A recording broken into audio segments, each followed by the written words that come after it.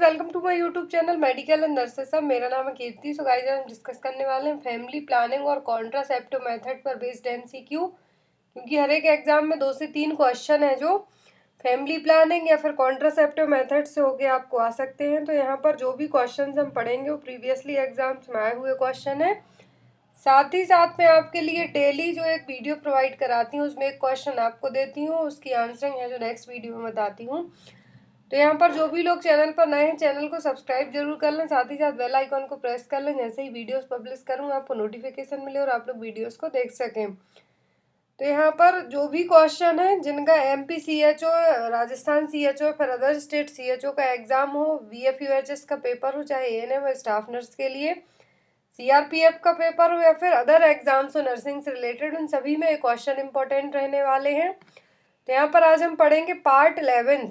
इसके पहले 10 सीरीज हैं जो हमने 1000 MCQ की स्टार्ट की थी, उसके आगे की जो 10 सीरीज हैं हम कंप्लीट कर चुके हैं। पार्ट 11 है। तो लास्ट वीडियो मैंने आपके लिए पार्ट 10 में आपको एक क्वेश्चन दिया था। क्वेश्चन था what is the colour used for identify the oxygen cylinder. तो हॉस्पिटल में ऑक्सीजन सिलेंडर आइडेंटिफाई करने के लिए कौन सा कलर कोड यूज किया जाता है, तो वो है ब्लैक। बहुत सारे लोगों ने इसका आंसर सही दिया है, और जिनको थोड़ा भी कंफ्यूजन है तो मैं बता दूं व्हाइट और ब्लैक में कंफ्यूज हैं जो लोग, तो यहाँ पर ये देखिए कलर कोडिंग सिस्टम के बेस पर ऑक्सीजन का जो शोल्डर पार्ट है जिसको हम हैंडल भी कह सकते हैं वो व्हाइट कलर का होता है टॉप, और बॉडी पार्ट क्या होता है ब्लैक कलर का।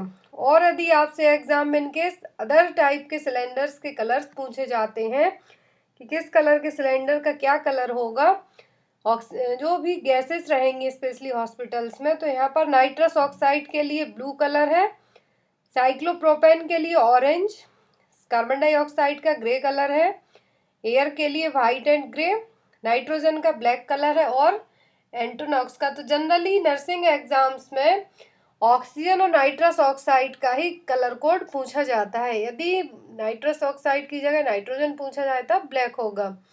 सो आई होप आपके लिए क्वेश्चन है जो क्लियर हो गया होगा। आज के क्वेश्चन हम पढ़ेंगे। क्वेश्चन नंबर फर्स्ट है injectable contraceptive such as DMPA and NET and कंटेंस। तो कॉन्ट्रासेप्टिव्स हैं, इंजेक्टेबल कॉन्ट्रासेप्टिव्स हैं, तो उनमें क्या कंपोनेंट्स है जो प्रेजेंट रहेगा, only estrogen, only progesterone, both estrogen and progesterone, और D none of the above. तो जो इमरजेंसी कॉन्ट्रासेप्टिव पिल्स होती हैं उनमें एस्ट्रोजन प्रोजेस्ट्रॉन दोनों अवेलेबल होता है, बट यहाँ पर DMPA और NET का जो कंटेंट पूछा है तो वो क्या है, वो है ओनली प्रोजेस्ट्रॉन। जो DMPA है इंजेक्टेबल कॉन्ट्रासेप्टिव्स हैं, यहाँ पर कभी कभी एग्जाम में आपको DMPA का फुल फॉर्म भी आ सकता है, तो वो है डिपोट मेड्रॉक्सी प्रोजेस्ट्रॉन एसीटेट, और नॉर एथिस्ट्रॉन एनान्थेट।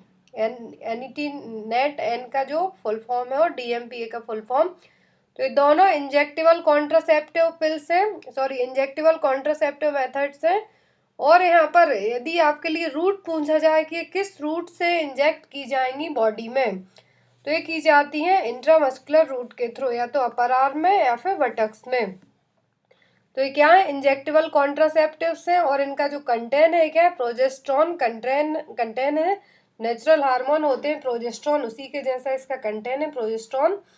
तो यहाँ पर दोनों क्या है, एक तरीके की इंजेक्टेबल कॉन्ट्रासेप्टिव्स हैं। तो यहाँ पर इस क्वेश्चन से आपको 4 से 5 क्वेश्चन क्लियर हो जाना चाहिए। फर्स्ट इज DMPA और NET N का फुल फॉर्म, सेकंड इज की इंट्रामस्कुलर रूट से एडमिनिस्टर की जाती हैं, थर्ड है यहाँ पर कि जो इनका आपके लिए एग्जाम में रूट के अलावा इनका डोज भी पूछा जा सकता है या फिर एक कब दी जा सकती हैं। तो जो इंजेक्टेबल कॉन्ट्रासेप्टिव है DMPA 150 mg एवरी 3 मंथ में, हर 3 महीने में इसका एक इंजेक्शन दिया जाता है, और मार्केट में जनरली अंतरा के नाम से भी मिल जाती हैं। किस नाम से मिलती हैं, अंतरा नाम से।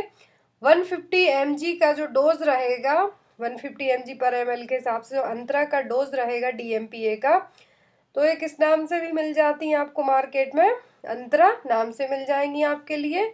और ये हर 3 महीने में दी जाती हैं। 150 mg का जो डोज होगा एवरी 3 मंथ, और 300 mg every 6 month.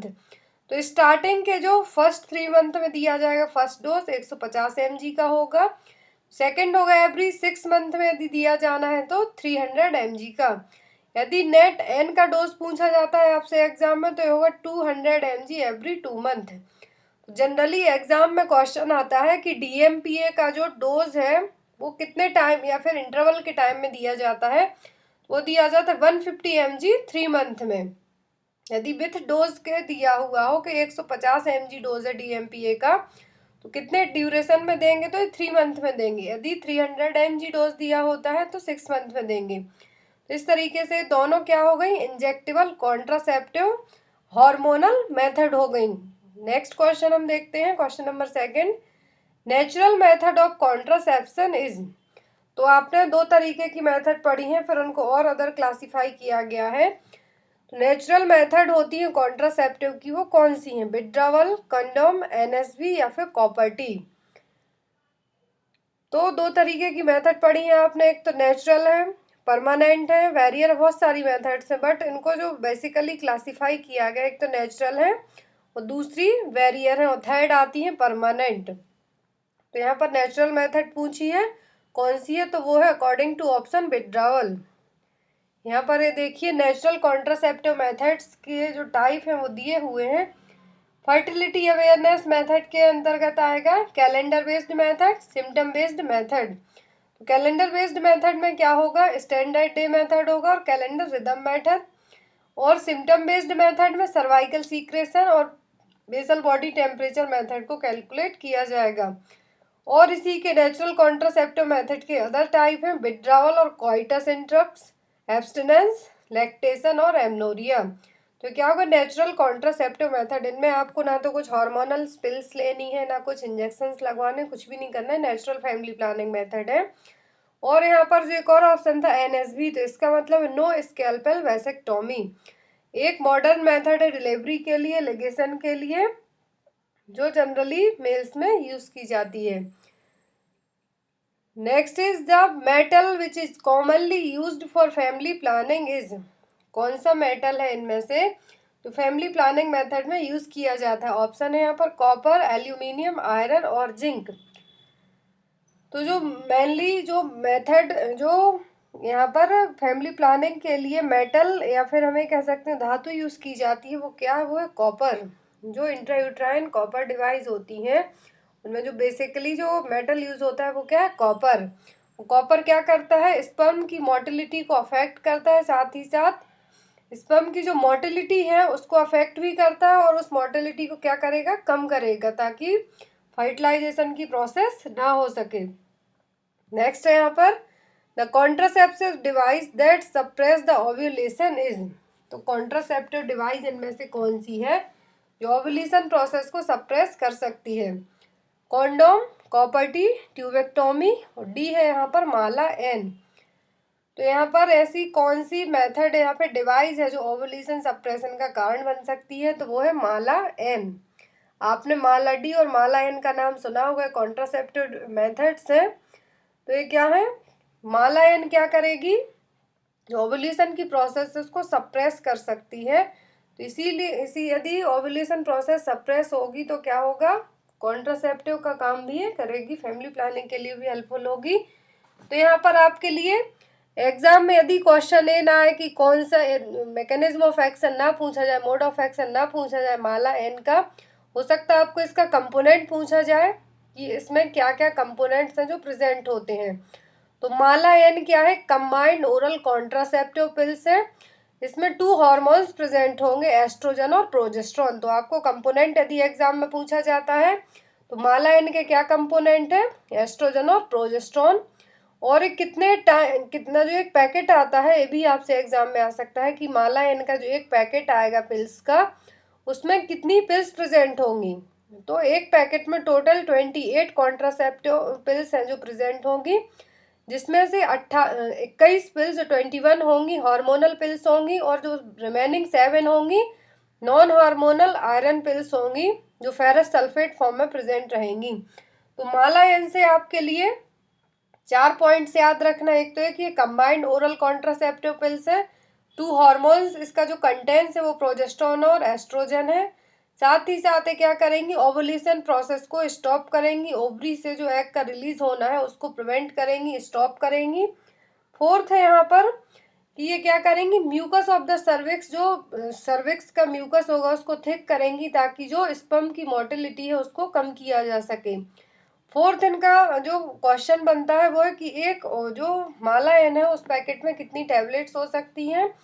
28 pills present होती हैं total. A pack of oral contraceptive pills contains 28 pills, जिसमें से 21 होंगी हार्मोनल पिल्स और रिमेनिंग 7 होंगी वो नॉन हार्मोनल आयरन पिल्स होंगी, जो फेरस सल्फेट फॉर्म में, जो आयरन होगा वो किस फॉर्म में होगा, फेरस सल्फेट फॉर्म में होगा। और डेली एक पिल्स लेनी है, डेली आपको एक टैबलेट लेनी है। जो पिल है यहाँ पर 28 पिल्स का पैकेट है, जो डेली एक पिल लेना है, कब, नाइट में। Next is Mala D is an example of, तो माला डी किसका एग्जाम्पल है, टैबलेट फॉर्म का, इंजेक्टेबल कॉन्ट्रासेप्टिव, पिल फॉर्म, या फिर D none of the above.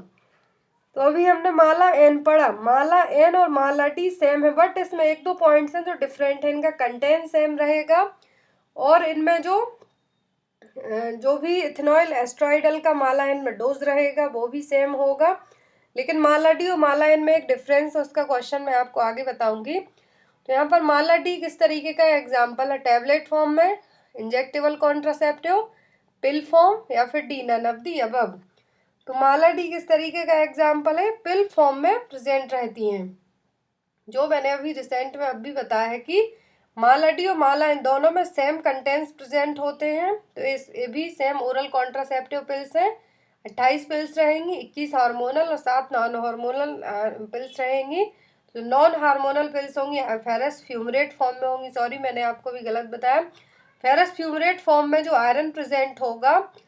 तो यहाँ पर किस तरीके से आपको याद रखना है, माला एन और माला डी का कंपोजिशन सेम है, इसमें जो टैबलेट्स वो भी सेम रहेंगी, लेकिन इनमें एक दो पॉइंट्स डिफरेंट होंगे, मैं आपको बताऊंगी। और कब से स्टार्ट करनी है माला डी, तो माला डी स्टार्ट करनी 5th day of the menstrual period, और ये फ्री सप्लाई होती हैं। Next is which is best contraceptive method for newly weds couple और most effective method of contraception is.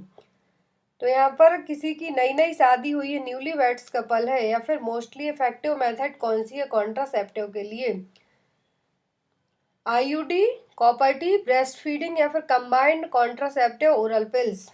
तो यहाँ पर एग्जाम में आपको सीसीओपी भी पूछा जा यदि शॉर्ट फॉर्म दे दें तो सीसीओपी कंबाइंड कॉन्ट्रासेप्टिव ओरल पिल्स भी रख सकते हैं। जो न्यूली वेड्स कपल होंगे या फिर मोस्ट इफेक्टिव मेथड आपको पूछा जाता है, जनरली एग्जाम में न्यूली वेड्स कपल के हिसाब से भी क्वेश्चन आता है। तो न्यूली वेड्स कपल के लिए जो बेस्ट कॉन्ट्रासेप्टिव मेथड होगी वो होगी कंबाइंड कॉन्ट्रासेप्टिव ओरल पिल्स। और यदि रिवर्सिबल कॉन्ट्रासेप्टिव मेथड पूछी जाती है तो वो होगी इंट्रा यूट्राइन डिवाइस, बट यहाँ पर बेस्ट इफेक्टिव मेथड पूछी जाए न्यूली वेड्स कपल के लिए तो वो होगी कंबाइंड कॉन्ट्रासेप्टिव ओरल पिल्स।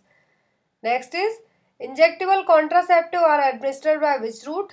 तो जो मैंने अभी रिसेंट में फर्स्ट क्वेश्चन था डीएमपीए को लेके, तो इंजेक्टेबल कॉन्ट्रासेप्टिव है वो किस रूट से एडमिनिस्टर की जाती हैं, तो एडमिनिस्टर की जाती है इंट्रामस्कुलर रूट के थ्रू। ये देखिए यहाँ पर डीएमपीए जस्ट मैंने अभी बताया था कि इंट्रामस्कुलर रूट के थ्रू एवरी 3 मंथ में है जो एडमिनिस्टर की जाती हैं। इवन लैक्टेशन में भी यूज़ की जा सकती हैं। और यदि डीएमपीए इंट्रामस्कुलर के साथ साथ सबक्यूटेनियस रूट से दिया जाता है तो 104 mg होगा, और इसका जो साइट होगी वो होगी अपर थाई और एब्डोमेन, और ये एवरी 3 मंथ में ये भी दिया जाएगा यदि सबक्यूटेनियस रूट से देते हैं। बट मोस्टली जो करेक्ट आंसर बनेगा डीएमपीए को लेके वो होगा इंट्रामस्कुलर रूट, और जो इंजेक्टेबल कॉन्ट्रासेप्टिव्स रहेंगे वो इंट्रामस्कुलर रूट के थ्रू एडमिनिस्टर किए जाते हैं। Next is example of injectable contraceptive is, तो ऑप्शन है यहाँ पर कॉपर टी, माला एन, डीएमपीए और कंडोम। तो कॉपर टी एक आईयूडी डिवाइस है, माला एन पिल्स फॉर्म में आते हैं, कॉन्डोम क्या है एक बैरियर मेथड है। तो यहाँ पर इंजेक्टेबल कॉन्ट्रासेप्टिव का सही एग्जाम्पल क्या है, डीएमपीए। डीएमपीए क्या है, जो इंजेक्टेबल कॉन्ट्रासेप्टिव मेथड का टाइप है, और ये ब्रांड नेम किस नाम से मार्केट में मिलता है, Depo Provera. Next is the contraceptive device that interfere with the implantation of fertilised ovum in the uterus. तो यहाँ पर कौन सी कॉन्ट्रासेप्टिव डिवाइस है जो फर्टिलाइज्ड ओवम को यूट्रस में इम्प्लांट होने से रोकेगी? Condom, Mala N, copper T या फिर ट्यूबेक्टोमी? तो यहाँ पर मोड ऑफ एक्शन डायरेक्टली हम ये भी कह सकते हैं कि फर्टिलाइज्ड ओवम को यूट्रस में इम्प्लांट होने से किस तरीके की कॉन्ट्रासेप्टिव डिवाइस है रोकेगी? तो वो होगी copper T. Here is the right answer is C. Next is which of the following method of contraception can prevent the STD? Sexually transmitted disease को किस तरीके की कॉन्ट्रासेप्टिव मेथड से बचाया जा सकता है, प्रिवेंट किया जा सकता है एसटीडी होने से? ऑप्शन है कॉन्डोम, कॉपर टी, माला एन और ओरल पिल्स।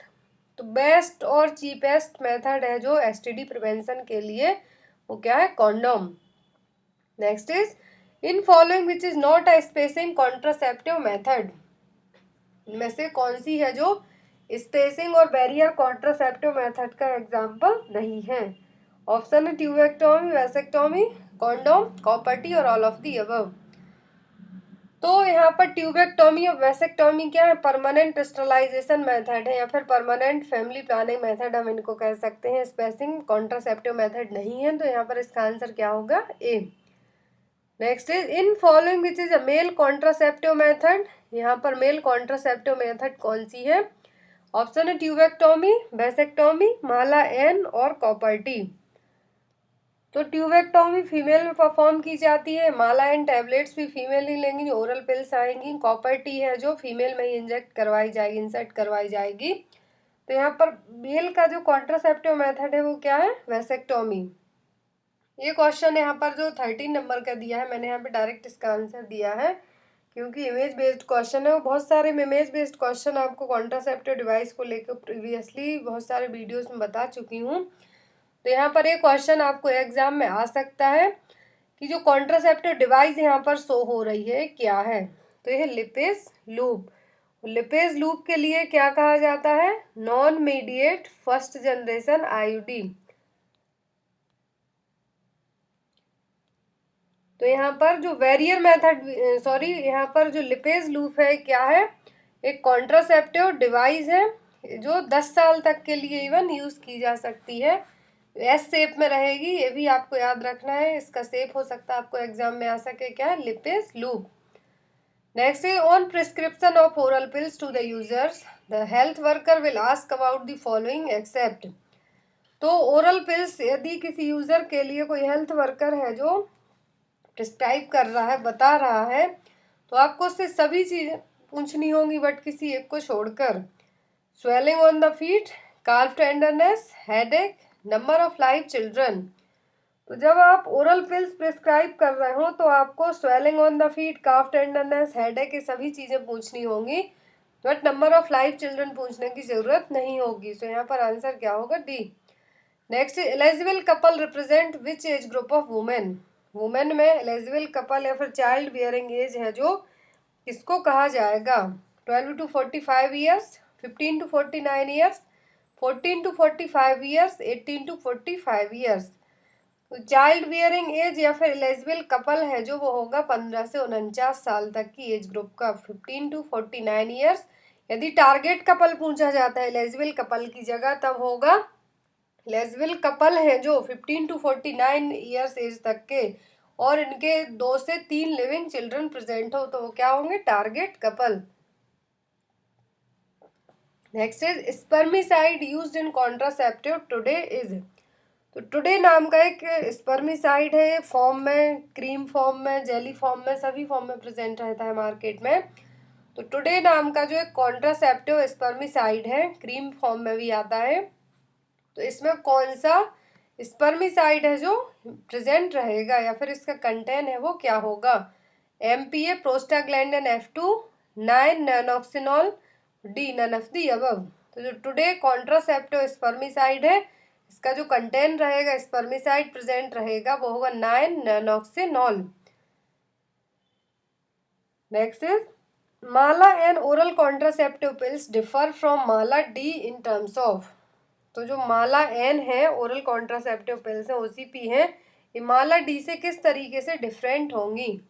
एस्ट्रॉइडल डोजेज में, नॉन गैस्ट्रॉल में, sold under social marketing scheme, और D supplied free of cost. तो Mala N oral contraceptive pill से माला डी से किस तरीके से अलग होंगी? तो ये होंगी फ्री ऑफ कॉस्ट सप्लाइड, क्योंकि माला एन की सप्लाई है जो क्या होती है, फ्री होती है पीएचसी अर्बन हेल्थ सेंटर में, जबकि माला डी क्या है, 3 रुपए में क्या होगा, इसका एक सैचेट, एक पैकेट आपको अवेलेबल होगा। दोनों गवर्नमेंट ऑफ इंडिया की सप्लाई के थ्रू ही मिलेंगी, माला एन और माला डी। कंटेंट भी सेम होगा। यदि आपके लिए एग्जाम में कंटेंट आप पढ़िए यहाँ पर, कंटेंट्स लेवोनोजेस्ट्रोल 0.15 mg एंड एथेनॉइल एस्ट्रॉइडल पूछा जाता है तो होगा 0.003 mg। यदि म्यू mg में पूछा जाता है तो होगा 30 म्यू gm। यू जैसे आपको एक निशान होगा और साथ में gm लिखा होगा तो एस्ट्रॉइडल कंटेंट होगा। और माला डी और माला एन में कंटेंट सेम रहेगा, टैबलेट सेम प्रेजेंट होंगी, बट यहाँ पर जो डिफरेंट रहेगा वो क्या होगा कि माला डी 3 रुपीज़ में मिलेंगी और माला एन क्या है, फ्री ऑफ कॉस्ट प्रेजेंट रहेंगी। Next is most common method of sterilisation practised in India. तो फैमिली प्लानिंग के लिए जो मोस्टली कौन सी स्टरलाइजेशन मेथड यूज़ की जाती है इंडिया में? Female sterilisation, male sterilisation, both equally, और D none of the above. तो भारत में सबसे ज़्यादा है जो कौन सी स्टरलाइजेशन मेथड यूज़ की जाती है? तो है फीमेल स्टरलाइजेशन। फीमेल्स में जो ट्यूबेक्टोमी है वो मोस्टली परफॉर्म की जाती है, कहाँ पर? इंडिया में। Next is hormonal contraceptive of choice for lactating women is. कोई मदर ब्रेस्ट फीडिंग मदर है, लैक्टेटिंग वुमेन है, तो उसमें कौन सी हार्मोनल कॉन्ट्रासेप्टिव है जो बेस्ट चॉइस होगी?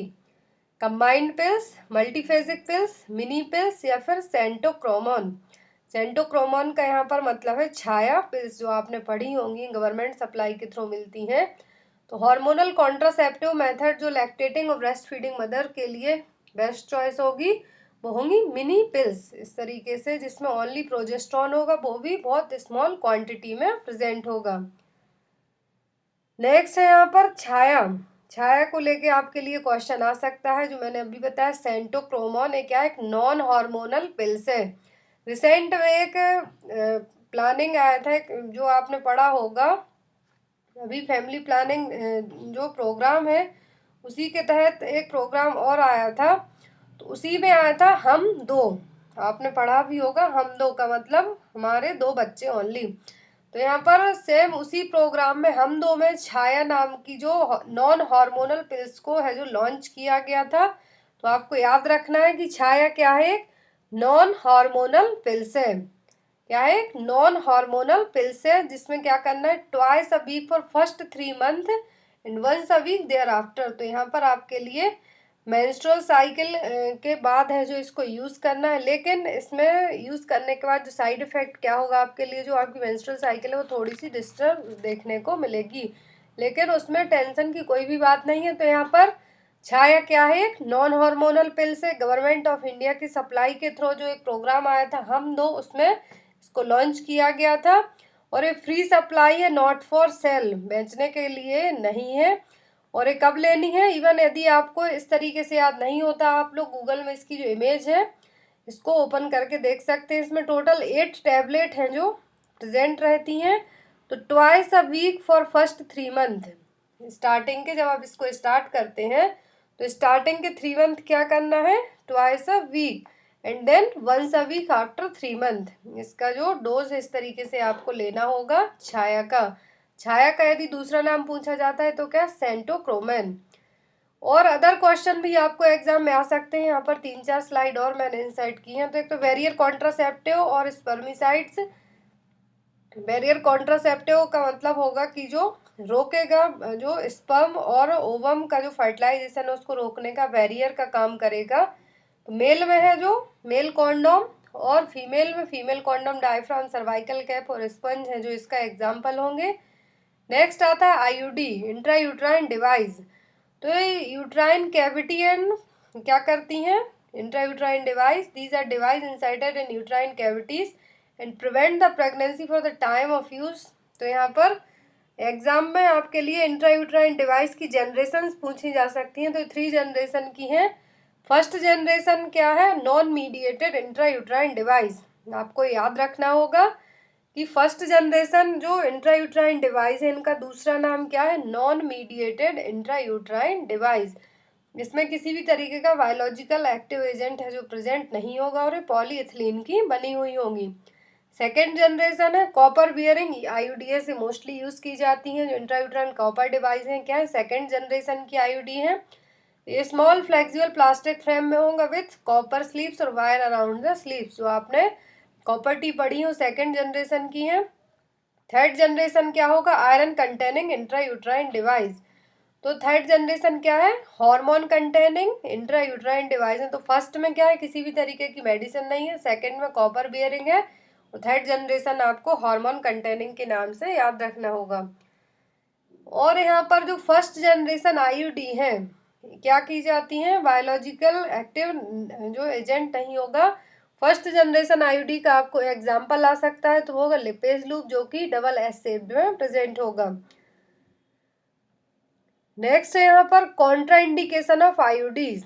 ये आपको एग्जाम में आ सकता है कि जो इंट्रायूट्राइन डिवाइस हैं उनके एब्सोल्यूट और रिलेटिव। एब्सोल्यूट का मतलब कि ये इंसर्ट ही नहीं कर सकते हैं, और रिलेटिव का मतलब कि थोड़े बहुत चांस है बट फिर भी इनको कॉन्ट्राइंडिकेट माना गया है।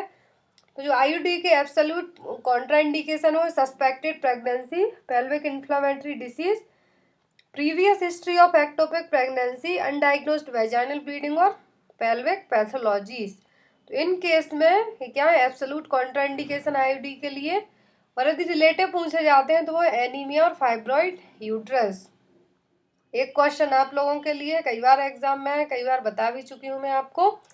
क्वेश्चन है copper T380A intrauterine device should be replaced one in a.